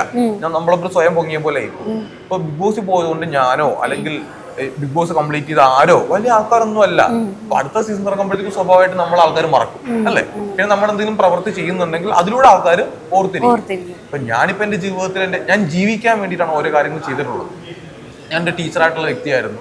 ആ ടീച്ചിങ് മേഖലയിൽ എനിക്ക് കിട്ടുന്ന വരുമാനം വളരെ കുറവായിരുന്നു. ആ കുറവായിരുന്ന സാഹചര്യത്തിൽ ഞാനൊരു ബിസിനസ്സിലേക്ക് പോകുന്നു, ഒന്നല്ല പല ബിസിനസ്സിലേക്ക് പോകും. ആ സമയത്ത് അതൊന്നും തന്നെ സക്സസ് ആയിട്ടില്ല. അപ്പൊ എന്റെ കൂടെ എല്ലാത്തിനും ബാക്ക് ബോൺ ആയിട്ടുണ്ടായിരുന്നത് അച്ചു ആണ്. അപ്പോ ഞാൻ അച്ചു ഉദ്ദേശിക്കുന്ന ലിനുവിനെ. അപ്പോ അന്ന് അവളെ ഒരുപാട് സപ്പോർട്ട് ചെയ്തിട്ടുണ്ട്. പക്ഷെ ഞാൻ ഒരുപാട് ഫെയിലിയറിലൂടെ ഇങ്ങനെ കടന്നു പോയിട്ടുണ്ട്. അതായത് പെട്രോൾ അടിക്കാൻ കാശില്ലാണ്ട് ₹1 എന്റെ ബാങ്ക് ബാലൻസ് ഒക്കെ അച്ഛന് അറിയാൻ പറ്റും. ₹36 ബാങ്ക് ബാലൻസ് ഒക്കെ വന്ന ഒരു സമയമുണ്ട്. അതായത് കയ്യിലുള്ള കാശും അക്കൗണ്ടിലെ കാശും കൂടെ കൂട്ടി കഴിഞ്ഞാൽ ₹36 ചില്ലറ കാശ്. അപ്പോൾ ഒരു ദിവസം ഞാൻ കോവിഡ് ഒക്കെ കഴിഞ്ഞിട്ട് നിൽക്കുന്ന സമയത്ത് എനിക്ക് ബിരിയാണി കഴിക്കാൻ കൊതിയായിട്ട് ഇവിടെ എനിക്ക് സ്വിഗ്ഗിയിൽ നിന്ന് ബിരിയാണിയൊക്കെ ഓർഡർ തന്നിട്ടുണ്ട്. കാരണം നമ്മുടെ അവസ്ഥ അതാണ്. കാരണം എൻ്റെ അച്ഛനൊരു കൽപ്പണിക്കാരനാണ്, അമ്മയ്ക്ക് ജോലിയൊന്നുമില്ല, 2 പെങ്ങന്മാരാണ് എനിക്കുള്ളത്. അപ്പൊ നമുക്ക് വളരെ ഒരു കുഞ്ഞു ഫാമിലി. എനിക്ക് ജീവിക്കണം, എനിക്ക് വളർന്നു, എനിക്ക് സാമ്പത്തികം ഉണ്ടെങ്കിൽ മാത്രമേ എൻ്റെ കുടുംബത്തിനും എനിക്കും രക്ഷയുള്ളൂ. അപ്പൊ നമ്മൾ നിലനിൽക്കാൻ വേണ്ടിയിട്ട് നമ്മൾ ഓരോ കാര്യങ്ങൾ ചെയ്യുന്നതാണ്. ഞാൻ അങ്ങനെ യൂട്യൂബിൽ വീഡിയോസ് ഇടാൻ വേണ്ടി തുടങ്ങി. അച്ഛൻ്റെ സപ്പോർട്ടാണ് എനിക്ക് ഉണ്ടായിരുന്നത്. അത് ചെയ്തപ്പോഴത്തേക്കും അത് ആദ്യം ഫെയിലിയർ ആണ്. നമ്മുടെ ആദ്യം ഞാനൊരു ചാനൽ സ്റ്റാർട്ട് ചെയ്യുന്നു, അത് കംപ്ലീറ്റ്ലി ഫെയിലിയർ ആയി പോകും. നമ്മൾ പിന്നീട് വീണ്ടും എന്തെങ്കിലും ചെയ്യണം. അപ്പൊ അന്ന് കൊറോണ ടൈമൊക്കെയാണ്. അപ്പൊ നമുക്ക് ഒരു നിവൃത്തിയില്ല. എനിക്ക് അന്നൊരു ജോലി ശരിയാവുന്നു, ആ ജോലി എനിക്ക് നഷ്ടപ്പെട്ടു പോകുന്നു. മാൽഡീവ്സിലുള്ള ടീച്ചിങ് ജോലി നഷ്ടപ്പെട്ടു പോകുന്നു. അപ്പൊ എനിക്ക് ഒന്നും ചെയ്യാൻ പറ്റാത്തൊരവസ്ഥയാവും. അങ്ങനെ യൂട്യൂബിലേക്ക് വരുന്നു. യൂട്യൂബിൽ ദൈവം അനുഗ്രഹിച്ച് ആരുടെയൊക്കെ ഭാഗ്യം കൊണ്ട് എന്തൊക്കെയോ സക്സസ് ആയി, കുറച്ചൊക്കെ നമുക്ക് വരുമാനം വരുന്നു. അപ്പോൾ ഞാനിങ്ങനെ കുറച്ച് നാൾ കഴിഞ്ഞപ്പോൾ ചിന്തിച്ചു, ഓക്കെ, സോഷ്യൽ മീഡിയയിൽ നിന്ന് നമുക്ക് അടുത്തൊരു പ്ലാറ്റ്ഫോമിലേക്ക് ഇനി നമുക്ക് പോകണം. കാരണം കുറച്ചുകൂടെ നമ്മളൊരു നോൺ ഫേസ് ആയിട്ട് മാറിക്കഴിഞ്ഞാൽ അതെന്റെ ലൈഫ്, എനിക്ക് സോഷ്യൽ മീഡിയ ലൈഫിൽ അത് ഉപകാരപ്പെടും. അങ്ങനെയാണ് നമ്മൾ ബിഗ് ബോസിലേക്ക് വരുന്നത്. അത് ഞാൻ ജീവിക്കാൻ വേണ്ടി ചെയ്യുന്ന കാര്യങ്ങളാണ്. അല്ലാണ്ട് ഞാൻ വലിയ സെലിബ്രിറ്റി ആകാനായിട്ടോ അല്ലെങ്കിൽ ഞാൻ വലിയ ആളാകാൻ വേണ്ടിയിട്ടോ എല്ലാം കഴിഞ്ഞ ആളായി എന്ന് ചിന്തയിലോ ചെയ്യുന്ന കാര്യങ്ങളല്ല. അപ്പൊ നമ്മുടെ മനസ്സിൽ ഒരുപാട് ആഗ്രഹങ്ങൾ ഉണ്ടാവും. എന്റെ മനസ്സിൽ ഞാൻ അച്ഛൻ്റെ അടുത്ത് പറയുന്ന കുറെ ആഗ്രഹങ്ങളുണ്ട്. ആ ആഗ്രഹങ്ങളിലേക്ക് ഞാൻ മുന്നോട്ട് പോകണമെന്നുണ്ടെങ്കിൽ എനിക്ക് കുറെ ഡോർസ് ഓപ്പൺ ആയി കിട്ടണം.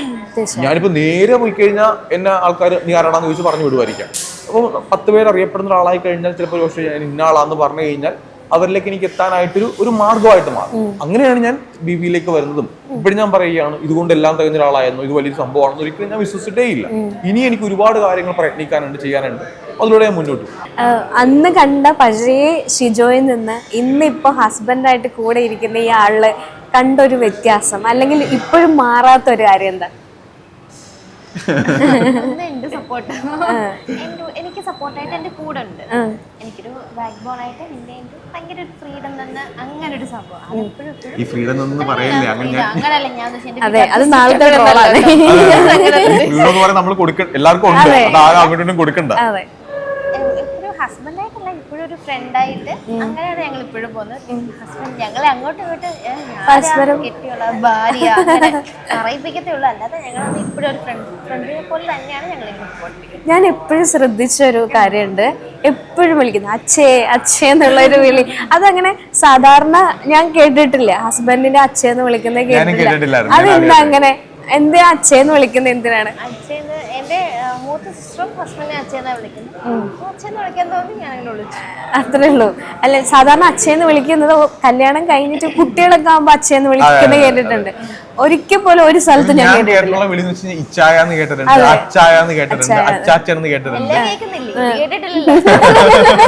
ഇതൊരു തുടക്കമാവട്ടെ. പ്രേമിച്ച ആൾക്കാരൊക്കെ വേറെ.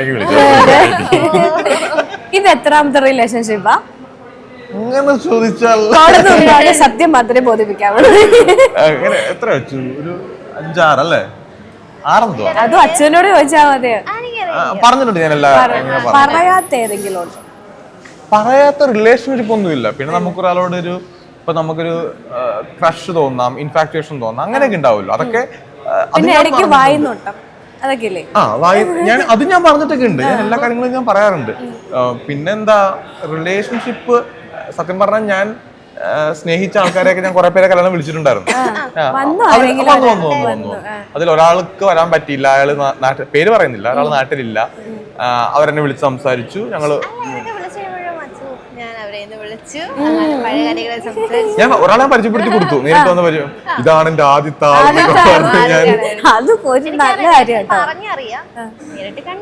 നേരിട്ട് കണ്ടു. അവര് നമ്മുടെ പ്രോഗ്രാമിൽ ഉണ്ടായിരുന്നു, വന്ന് ഞങ്ങള് ഫോട്ടോ അതൊരു തരത്തിലൊരു റിവെഞ്ചും കൂടെയാണോ?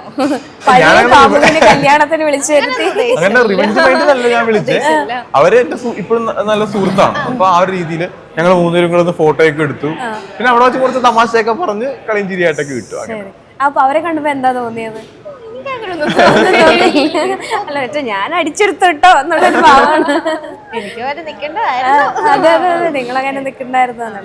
അപ്പം എനിക്ക് എൻ്റെ മനസ്സിലാക്കൽ വെച്ചിട്ട് നിങ്ങൾ ഭയങ്കര ബോണ്ടിങ് ആണ്, ഒരു രക്ഷയില്ല പിരിക്കാൻ എന്നുള്ള രീതിയിലാണ്. ഞാനൊരു ഗെയിം സെക്ഷനിലേക്ക് പോവാം. ഓക്കെ, ഡീൽ കോൺഫിഡൻ്റ് അല്ലേ? ഞങ്ങൾ കുറച്ച് ക്വസ്റ്റ്യൻ ചോദിക്കാം. ആ ക്വസ്റ്റ്യന് കറക്റ്റായിട്ട് ആൻസർ പറയണം. ആരാണ് കൂടുതൽ ആൻസർ പറയുന്നത് അവരാണ് വിന്നർ. അപ്പം വിന്നർക്കും പിന്നെ തോറ്റ ആൾക്കും ഞങ്ങൾ സമ്മാനം തരും. പുതിയ കപ്പിളായതുകൊണ്ട് എന്തെങ്കിലും.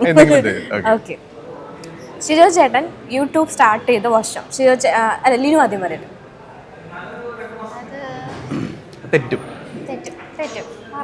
ഞാൻ ഈ ഗെയിം ഇങ്ങനെയല്ല പ്ലാൻ ചെയ്തേ, പക്ഷെ ഇപ്പോഴത്തെ സറൗണ്ടിങ് മോശമായതുകൊണ്ട് ഇത് കൂടുതൽ വലിയൊരു വമ്പൻ പ്ലാൻ ആയിരുന്നു. എനിക്ക് അതൊക്കെ പൊളിഞ്ഞു സത്യത്തിൽ. ഇങ്ങനെയല്ല പ്ലാൻ ചെയ്തത്. കാരണം അതിനൊരു പറഞ്ഞ കറക്റ്റാ. കാരണം 20 തുടങ്ങിയിട്ട് അത് സക്സസ് ആയാണ്ട് പൂട്ടി.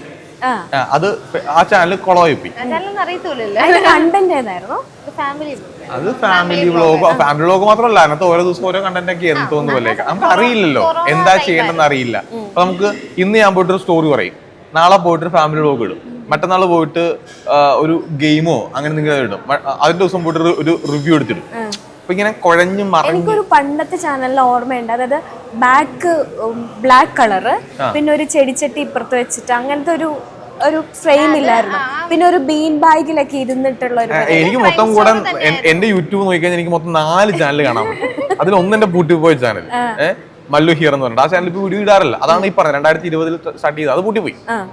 അത് കഴിഞ്ഞിട്ട് പിന്നെ സിജോ ടോക്സ് എന്ന് പറഞ്ഞിട്ട് എന്റെ ക്രൈം സ്റ്റോറി ചാനൽ, പിന്നെ സിജോ ടോക്സ് 2.0 എന്ന് പറഞ്ഞ വേറൊരു ചാനൽ, പിന്നെ ഐ ആം സിജോ എന്ന് പറഞ്ഞിട്ട് വേറൊരു ചാനൽ. അങ്ങനെ 3 ചാനൽ. 4 ചാനലിന്റെ ഓണറാണ്. പക്ഷെ ആൾക്കാർ വിചാരിക്കുന്നുണ്ടോ കൊട്ടക്കണക്കിന് പൈസ കിട്ടിക്കൊണ്ട് വെക്കുന്നുണ്ട്. കല്യാണം കഴിഞ്ഞാൽ മൊത്തം കടമായിട്ട് എനിക്ക് മനസ്സിലായി പോണു. ഓക്കെ, അടുത്ത ക്വസ്റ്റ്യൻ. ലിനുവിന്റെ ബർത്ത്ഡേ സിജോ ചേട്ടൻ പറയണം. Birthday June 2 birthday June 2. Okay, Sijo ചേട്ടൻ പറയും. അതിലും ചിട്ടി ഒന്നും നടക്കുന്നില്ലല്ലോ ഈശ്വര. പണ്ട് എനിക്ക് കൃത്യമായിട്ട് വർഷോർമ്മയില്ല, 2020 2020 ഞാൻ രാത്രി എനിക്ക് ഭയങ്കര ചില സമയത്ത് എനിക്ക് ഉറക്കം വന്നു കഴിഞ്ഞാൽ എനിക്ക് കൺട്രോൾ ചെയ്യാൻ പറ്റില്ല, ഞാൻ കിടന്ന് ഉറങ്ങിക്കളയും. അപ്പൊ എനിക്ക് മറ്റേ ഇങ്ങനെ എന്താ പറയണ്ടേ, ഈ പ്ലാൻ ചെയ്ത് എക്സിക്യൂട്ട് ചെയ്യാൻ ഞാൻ കുറച്ച് ആള് ഉഴപ്പന. 12 മണിയാകുമ്പോഴത്തേക്ക് വിളിച്ച് സർപ്രൈസ് കൊടുക്കാന്നൊക്കെ പറഞ്ഞ് ഞാൻ ഇരുന്ന് ഞാൻ വരുന്നതായി ഉറങ്ങിപ്പോയി. ഞാൻ വിളിക്കുന്നത് പിന്നെ ഞാൻ ചാടി എണീറ്റപ്പോഴത്തേക്ക് രാത്രി 2 മണിയോ 3 മണിയോ എന്തോ ആയിപ്പോയി. അപ്പൊ അയ്യോ ബർത്ത്ഡേ കഴിഞ്ഞ്. അപ്പൊ ഞാൻ വലിയ ഡയലോഗ് അടിച്ചിരുന്നു, ആദ്യത്തെ വിഷയം എന്റെ വകയായിരിക്കും, കാരണം ഞങ്ങളപ്പോ പ്രേമിച്ച് വരുന്ന ഒരു സമയമല്ലേ. അങ്ങനെ ഞാനത് വിളിച്ചില്ല എന്ന് പറഞ്ഞിട്ട് 2020 വിളിച്ചില്ല എന്ന് ഇന്നലെ കൂടെ എനിക്ക് പറഞ്ഞു കൊടുത്തു.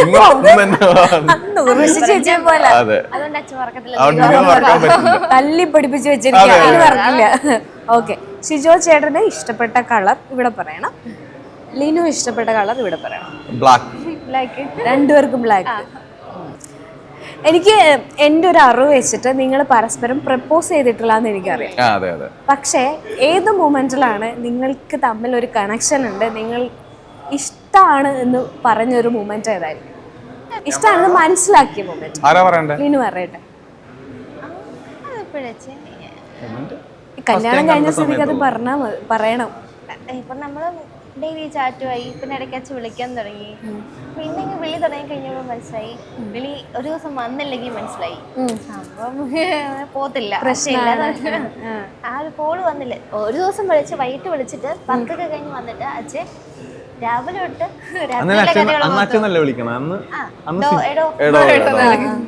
അങ്ങനെയൊക്കെ അപ്പൊ രാവിലെ തൊട്ട് ഉള്ള കാര്യങ്ങൾ മൊത്തം പറഞ്ഞു. അത്ര പ്രത്യേകിച്ച് ഒന്നും ഇല്ല, അവിടെ പോയി ഇവിടെ പോയാലും പറയും. പക്ഷെ അത് കേട്ടില്ലെങ്കിൽ ഒരു വിഷമമായിരുന്നു. അന്ന് ഇത്ര ഉറങ്ങത്തില്ലായിരുന്നു. അന്ന് എന്നോട് കഥയും പറഞ്ഞ് 2 മണിയൊക്കെ ആവുമ്പോഴേ ഉറങ്ങത്തില്ലായിരുന്നു. ഇപ്പൊ എന്തോ അത് കണ്ട് സെറ്റായി വന്നു കഴിഞ്ഞപ്പോ തന്നെ ഉറങ്ങി. ഒരു മൊമെന്റിൽ മനസ്സിലായി ഇത് എന്നെ വിട്ടു പോകത്തില്ല എന്നുള്ള മൊമെന്റിലാണ് ചേച്ചിയുടെ. അല്ലാന്നറിയോ, ഞാൻ അന്ന് ഞാൻ ചെയ്തിട്ടുള്ള ജോലി എന്ന് വെച്ച് കഴിഞ്ഞാൽ അതൊരു MLM ബിസിനസ് ആണ്. ഞാൻ ഓപ്പറേറ്റർ തന്നെ പറയാം. അപ്പൊ അന്ന് ഞാൻ ഓരോ സ്ഥലങ്ങളിൽ ഇങ്ങനെ ഊര് തണ്ടി നടന്ന് വീട്ടിലെത്തി. അപ്പം നമ്മൾ ഓരോ കാര്യങ്ങൾ ഞാൻ പറഞ്ഞിട്ട് കിടക്കും. പിന്നീട് മുന്നോട്ട് പോയപ്പോഴത്തേക്കുണ്ടല്ലോ ഇപ്പോൾ എനിക്ക് രാവിലെ ട്യൂഷൻ പഠിപ്പിക്കാൻ വേണ്ടി പോകണം. ഇപ്പൊ രാവിലെ 6 മണിക്ക് ഞാൻ എണീറ്റ് 6:30 ക്ലാസ്സിൽ കയറണം. 5:45 6 മണിക്കൊക്കെ എണീക്കണം. അപ്പൊ ഞാൻ രാത്രി ലേറ്റ് ആയിട്ടാണ് ഉറങ്ങുന്നതെങ്കിൽ എനിക്ക് പിറ്റേ ദിവസത്തെ ക്ലാസ് നടക്കില്ല. എനിക്ക് എല്ലാ ദിവസവും ക്ലാസ് ഉണ്ട്, എല്ലാ ദിവസവും രാവിലെ ഉണ്ട്, സൺഡേ ഉൾപ്പെടെ ഉണ്ടായിരുന്നു. അപ്പൊ സ്വാഭാവികമായിട്ട് എന്റെ ഉറക്കവും, അച്ഛനാണെങ്കിൽ കുഴപ്പമില്ല, രാവിലെ എണീറ്റ് പ്രത്യേകിച്ച് എങ്ങും പോകണ്ട. അപ്പൊ എന്റെ ഉറക്കം എനിക്ക് അങ്ങനെ ഞാൻ കുറച്ച് അങ്ങോട്ട് മാറിപ്പോയതാ. ഇപ്പൊ കുഴപ്പമില്ല, ഇപ്പൊ സെറ്റാണ്. ഓക്കെ, ഫസ്റ്റ് കിസ് എപ്പോ എവിടെ വെച്ച്? ഞാൻ പറയാം. ഫസ്റ്റ് ഞങ്ങള് കണ്ട സമയത്ത് ശരണാസിൽ വെച്ചിട്ട് കാണുന്നത്, ചങ്ങനാശ്ശേരി ശരണാസിൽ വെച്ച്. അപ്പോൾ ഓൾറെഡി എനിക്ക് അറിയാം ഇവക്ക് എന്നെ ഇഷ്ടമാണെന്ന്, ഇവക്ക് എന്നെ ഇഷ്ടമാണെന്ന് അറിയാം, അങ്ങോട്ടും ഇങ്ങോട്ടും ഇഷ്ടമാണെന്ന് അറിയാം. അപ്പോൾ ഞങ്ങൾ പ്രപ്പോസ് ചെയ്തിട്ടില്ല. അപ്പം സംസാരിച്ചപ്പോൾ ഇഷ്ടമാണെന്ന് 100% ഉറപ്പായി. അപ്പോൾ ഞാൻ അവിടെ നിന്ന് പോകാൻ വേണ്ടി പോയ സമയത്ത് ഞാൻ പെട്ടെന്ന് ഇങ്ങനെ അടുത്തോട്ട് വന്നിട്ട് എന്താ ഒരു മൂർത്തി ഓടിക്കണം കവിളില്. അറിഞ്ഞായിരുന്നോ?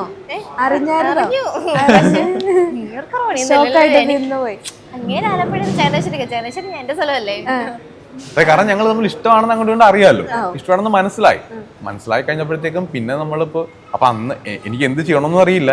അപ്പൊ ആ സമയത്ത് പെട്ടെന്ന് എപ്പോ ഞാൻ ഓർത്ത് അയ്യോ മറ്റേ ഈ ഉമ്മ കൊടുക്കുന്നത് തെറ്റാണോ എന്നുള്ളത്, അതായത് ഇത് തെറ്റല്ലേ എന്നും മനസ്സിൽ ചിന്തയുണ്ട്.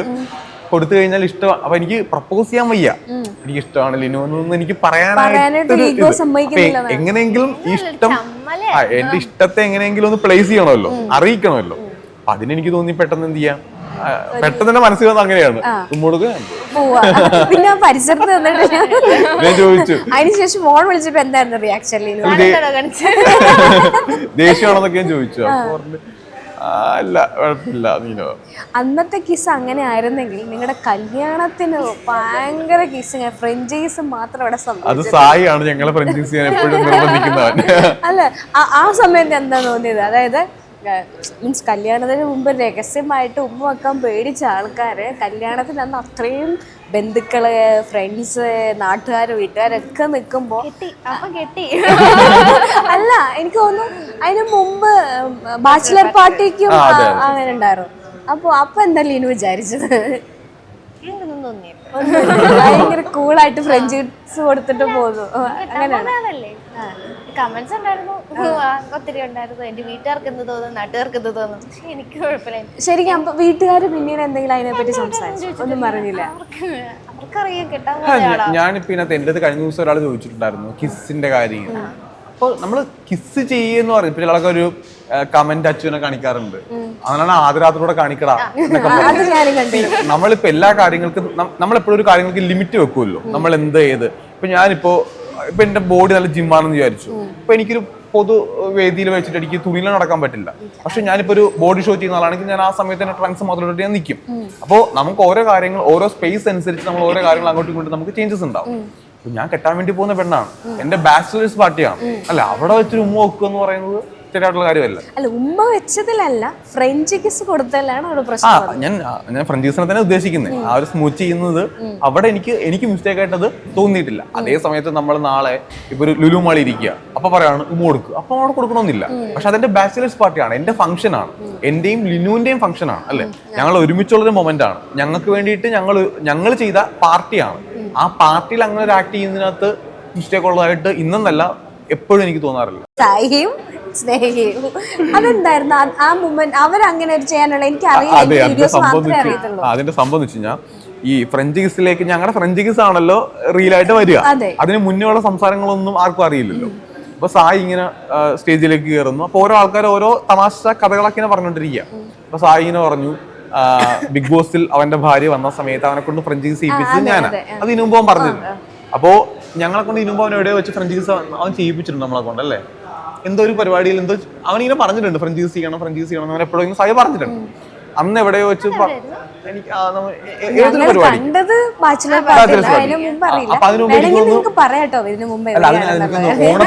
ഓണപരിപാടിയുടെ ഒരു ഓണപരിപാടിയുടെ ഇന്റർവ്യൂ ഉണ്ടായിരുന്നു. അപ്പൊ സായി ഇങ്ങനെ പറഞ്ഞു. പക്ഷെ അപ്പൊ നമുക്ക് പറ്റില്ലല്ലോ.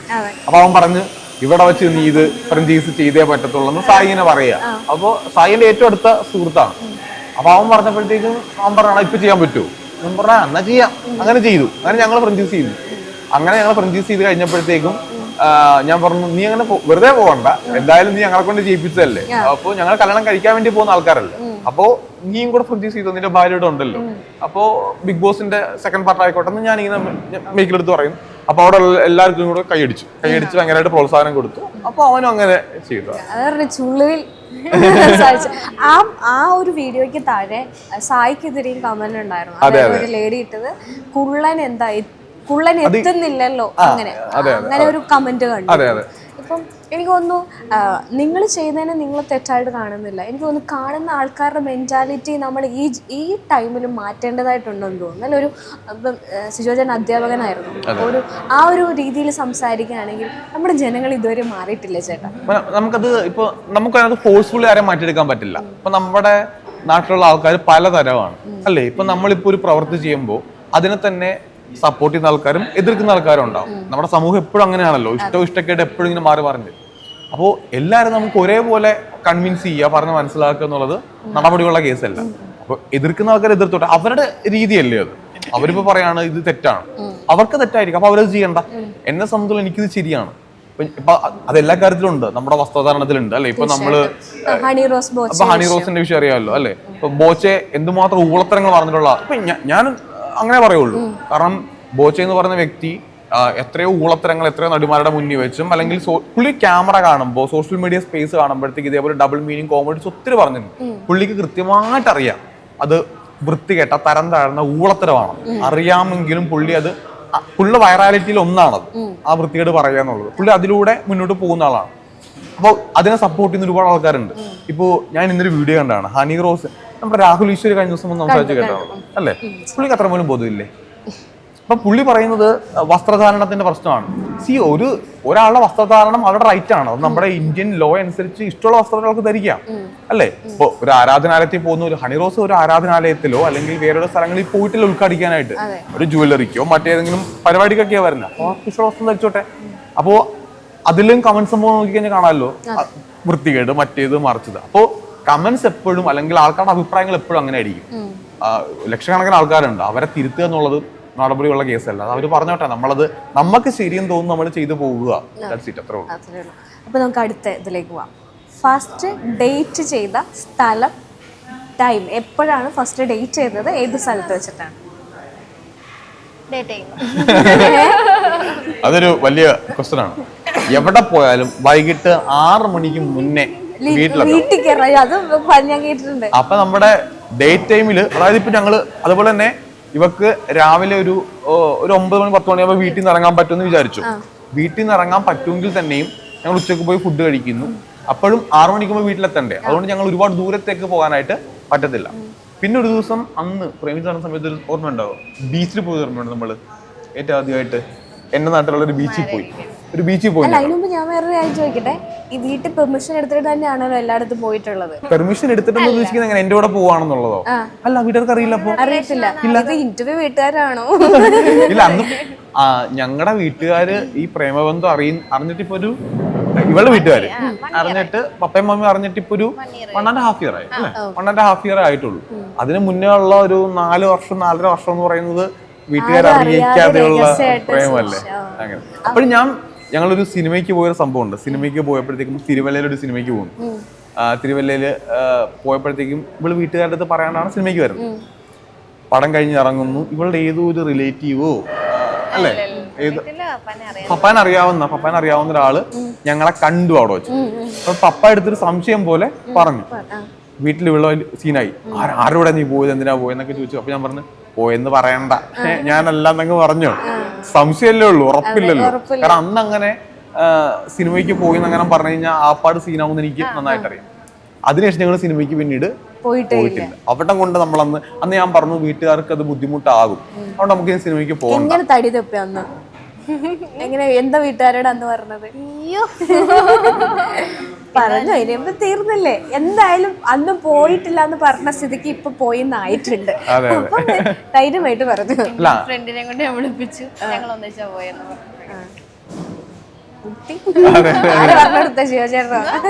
എന്റെ ബുദ്ധി ഞാൻ പറയട്ടെ പറഞ്ഞേക്കട്ടെ. അല്ല, കാരണം അന്ന് അങ്ങനെ പറയാം, എനിക്കൊരു ഇഷ്ടമുണ്ട്, ഒരാളായിട്ട് ഇഷ്ടമുണ്ടെന്ന് പറയാം. അന്ന് എനിക്ക് അത്ര നല്ല ഒരു ചുറ്റുപാടല്ല, സമയമല്ല. അപ്പൊ ഒരു പക്ഷെ അന്നാണ് പപ്പയും മമ്മിയും എന്നെ പരിചയപ്പെടുന്നെങ്കിൽ മേ ബി ഇത് വേണ്ട എന്നൊരു പക്ഷെ പറഞ്ഞേക്കാം, അല്ലേ? അപ്പോ അന്ന് എനിക്ക് എന്നെ എടുത്തു പറയാൻ സിജു എന്താന്ന് ചോദിച്ചാൽ എന്റെ വിദ്യാഭ്യാസം ഒഴികെ എനിക്കൊന്നും എടുത്തു പറയാനായിട്ടില്ല. സാമ്പത്തികം പോലും എനിക്ക് ഇല്ല, ഒന്നും ചെയ്യാനായിട്ടുള്ള ഒന്നും എൻ്റെ അടുത്തില്ല. അപ്പൊ ഞാൻ ആലോചിച്ചു, ഇപ്പോഴല്ല അതിന്റെ നല്ല സമയം, ഇപ്പോഴല്ല, പറയേണ്ട സമയത്ത് നമുക്കിത് പറയാം. അങ്ങനെ അതുകൊണ്ട് കൂടെയാണെന്ന് പറയാതിരുന്നു. വീട്ടിൽ എങ്ങനെയായിരുന്നു പിന്നീട് അവതരിപ്പിച്ചത്? എങ്ങനെയായിരുന്നു? ഒരു കഴിഞ്ഞ നവംബർ ആയപ്പോൾ, അല്ല ഓണമൊക്കെ കഴിഞ്ഞ സമയത്ത് എൻ്റെ പപ്പ എന്നോട് ചോദിച്ചു, കല്യാണം നോക്കട്ടെ. ഞാൻ മൂന്നാമത്തെ ആളാ, ഞങ്ങൾ 3 പെൺപിള്ളേർ, ഏറ്റവും ആളാണ്. ഞാൻ കല്യാണം നോക്കട്ടെ, ഇനി എന്തെങ്കിലും റിലേഷൻ ഉണ്ടോ, എന്തായാലും എന്നോട് ഓപ്പണായിട്ട് ചോദിച്ചു. അപ്പൊ നോക്കണ്ട, എനിക്കൊരു റിലേഷൻ ഉണ്ട്, നല്ല ഒരാളാണ്. ആരാന്ന് ചോദിച്ചു. ആലപ്പുഴയിലുള്ള ഒരാളാണ്, ജോലി യൂട്യൂബർ. അതെന്താ അങ്ങനെ ആദ്യം ചോദിച്ചത്? അവർക്ക് അക്സെപ്റ്റ് ചെയ്യാൻ പറ്റില്ല, അവരുടെ ഇതിൽ യൂട്യൂബർ എന്ന് പറയുന്നത് എന്തൊരു ജോലിയാണെന്ന് അവർക്ക് അറിയില്ല. പിന്നാണ് പോകെയാണ് ഒരു യൂട്യൂബ് ചാനലൊക്കെ അവർ സബ്സ്ക്രൈബ് ചെയ്ത് അവര് സ്ഥിരം ഈ ഒരു ചാനൽ കാണാം. ഇപ്പൊ എന്ത് പറയുന്നു പപ്പയും മമ്മിയൊക്കെ? ഒരു ഹാപ്പി ആയിട്ടിരിക്കും. നല്ലൊരു മോനെ കിട്ടി, വരുമാനമല്ല മോനെ കിട്ടിയതില്. ആ സമയത്ത് പപ്പയും മമ്മിയും അറിഞ്ഞിട്ട് 1.5 വർഷമായിട്ടുള്ളതെന്ന് തോന്നുന്നു. എനിക്കൊന്ന് ബിഗ് ബോസിന് മുന്നേ ആണോ? അച്ഛൻ നവംബറിൽ ഞങ്ങളുടെ ഡിസംബർ സമയത്തായിരുന്നു ഞങ്ങളുടെ പെണ്ണ് കാണാൻ വന്നു. അതിന് മുന്നേ അച്ഛയുടെ അടുത്ത് വീട്ടില് പപ്പായും മമ്മിയുമായിട്ട് പോയി. അതിന് മുന്നേ ഫോൺ വിളിപ്പിച്ചു, അത് കഴിഞ്ഞ് അവർ കാണാൻ പോയി. പിന്നെയാണ് അച്ഛയോട് ഇവിടെ വരാൻ പറഞ്ഞു, അവർക്ക് ഇഷ്ടപ്പെട്ടു, അവരിങ്ങോട്ട് വരാൻ പറഞ്ഞു. അങ്ങനെ ഒരു നവംബറിൽ അവരിങ്ങോട്ട് വന്നു. അടുത്ത ക്വസ്റ്റ്യൻ, ഫസ്റ്റ് പരസ്പരം നൽകിയ ഗിഫ്റ്റ് എന്തായിരുന്നു? ഫസ്റ്റ് ലിനു എനിക്ക് ഏറ്റവും ആദ്യമായിട്ട് തന്ന ഗിഫ്റ്റ് എന്ന് പറയുന്നത് എൻ്റെ ബർത്ത്ഡേക്ക് മിഞ്ചുവിൻ്റെ ഒരു ഫ്രണ്ട് ഉണ്ട്, മിഞ്ചു എന്ന് പറഞ്ഞിട്ട്, അവരുടെ കയ്യിൽ കൊടുത്തു വിട്ട ഒരു ഗിഫ്റ്റ് ഉണ്ടായിരുന്നു. അതിനകത്ത് കുറച്ച് ചോക്ലേറ്റ്സ് ഉണ്ടായിരുന്നു, ഒരു കാർഡ് ഉണ്ട്, കുറെ ഫ്ലവേഴ്സ് ഉണ്ട്, ഒരു ബിയർ ബോട്ടിലും ഉണ്ടായിരുന്നു. അതാണ് എനിക്ക് ഏറ്റവും ആദ്യമായിട്ട്.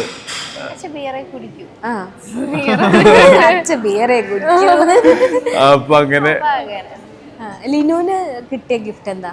പറഞ്ഞോളൂ. എനിക്ക് ഫസ്റ്റ് ബർത്ത്ഡേ ചോക്ലേറ്റ്സ് ആയിരുന്നു, ഒരു ബോക്സ് നിറച്ച് ചോക്ലേറ്റ്സ് ആയിരുന്നു. ഇനിയിപ്പോ യാത്രകളാകാലോ, ലൈഫ് ഇങ്ങനെ നീണ്ടു നിവർന്ന് കിടക്കാണ്. കല്യാണം കഴിഞ്ഞാൽ നിങ്ങൾക്ക് പൊതുവെ വരാനായിട്ടുള്ള ഏറ്റവും വലിയ ക്വസ്റ്റ്യൻ, അത് ഞാൻ വരുന്നതിന് മുമ്പ് ഇപ്പൊ തന്നെ ചോദിച്ചേക്കട്ടെ, അത് നിങ്ങൾക്ക് പ്ലാൻ ചെയ്യാൻ. അടുത്ത് ചോദിക്കുന്ന ബേബി പ്ലാനിങ്ങിനെ പറ്റിയിട്ടാണ്. അത് വരാനുള്ള സാധ്യത ഉള്ളതുകൊണ്ട് ഞാൻ മുൻകൂട്ടി ചോദിക്കാം, അതിനുള്ള ഫ്രീഡം എനിക്ക് ഉള്ളതുകൊണ്ട് മാത്രം.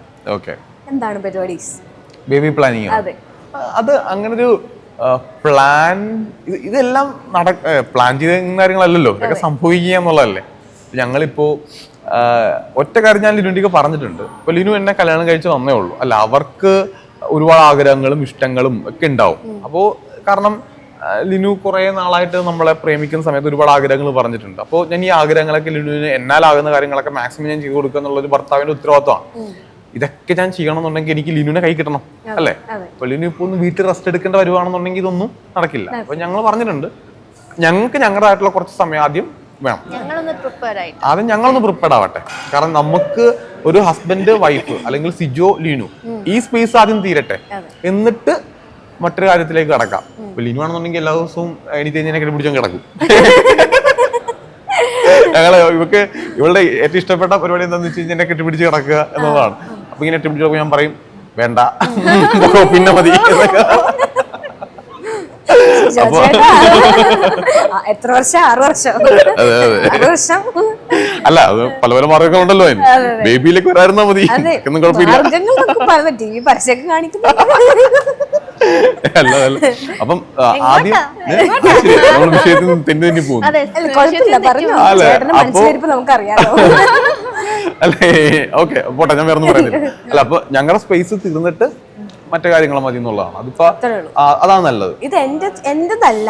ഈ ഇന്റർവ്യൂ വരുമ്പോഴും അല്ലെങ്കിൽ ഇതിന് ശേഷം നിങ്ങൾക്കും സോഷ്യൽ മീഡിയയിൽ വരാൻ സാധ്യതയുള്ള ഒരു കഴിഞ്ഞ ദിവസം വന്നു. അല്ല പ്രഗ്നൻസി ആയി കമന്റ് എത്ര ദിവസം കല്യാണം കഴിഞ്ഞിട്ട് എത്ര ദിവസം ഒരാഴ്ചയോ എന്താ അറിയോ, ബാച്ചലർ പാർട്ടിക്ക് ലിനു ഇട്ട ഡ്രസ്സിന്റെ ഈ ഭാഗം ഇത്തിരി ഇങ്ങനെ ഏതോ ഒരു വീഡിയോയുടെ ഭാഗം എടുത്തപ്പോഴത്തേക്കും ഡ്രസ് ഇങ്ങനെ ഇങ്ങോട്ട് നിൽക്കുക.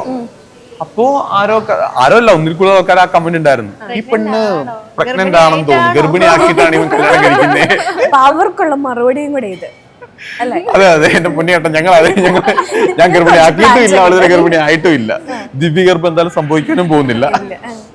ഫസ്റ്റ് നൈറ്റിനെ പറ്റി ഇടയ്ക്ക് എന്തോ പറഞ്ഞിട്ട് എനിക്ക് ഓർമ്മയുണ്ട്. എന്താണ് ഇതുവരെ സംഭവിച്ചിട്ടില്ലെന്നോ അങ്ങനെ എന്തോ ഒരു ഉദ്ഘാടനത്തിന് വന്നപ്പോ ഞങ്ങൾ ഇവിടെ കൊച്ചിയിൽ വന്നപ്പോഴത്തേക്കും റിയോ ഡാറ്റിന്റെ അല്ലെ നമ്മുടെ ട്രാവൽസിന്റെ ഉദ്ഘാടനം വന്നപ്പോഴത്തേക്കും, അത് വേറെ കൊണ്ടല്ല, ഞങ്ങൾ കല്യാണം കഴിഞ്ഞ ആ ദിവസം വീട്ടിലെത്തി കിടക്കാൻ വേണ്ടി ബെഡ്റൂമിലേക്ക് എത്തിയത് 3 മണിക്ക് ശേഷം. അപ്പം കിടന്നുറങ്ങുക എന്നുള്ളത് മാത്രമേ ഉള്ളൂ. നൈറ്റ് കഴിഞ്ഞു, നൈറ്റ് ഞങ്ങൾക്ക് മിസ്സായി, അത്രേ ഉള്ളൂ. അപ്പോ ഈ ആൾക്കാർ ഫസ്റ്റ് നൈറ്റ് എന്ന് പറയുമ്പോഴത്തേക്കും വേറെ ആണല്ലോ.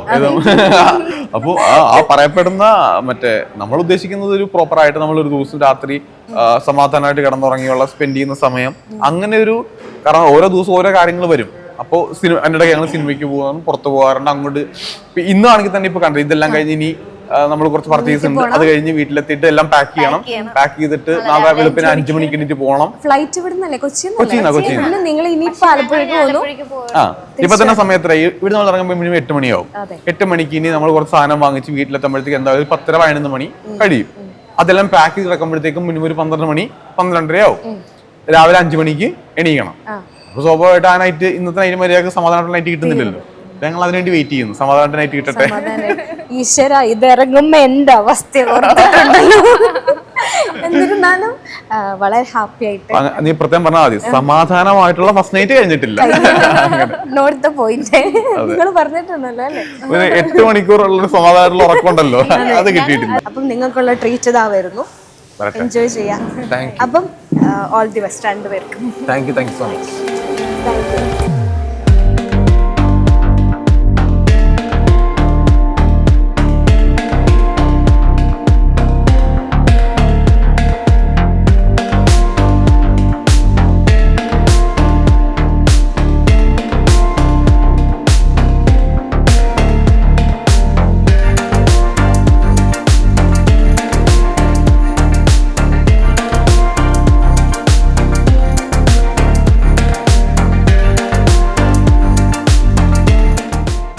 Ultra modern kitchen devices. ഒരു കിച്ചണിൽ വേണ്ട എല്ലാ ലേറ്റസ്റ്റ് ബ്രാൻഡുകളും ഇവിടെയുണ്ട്.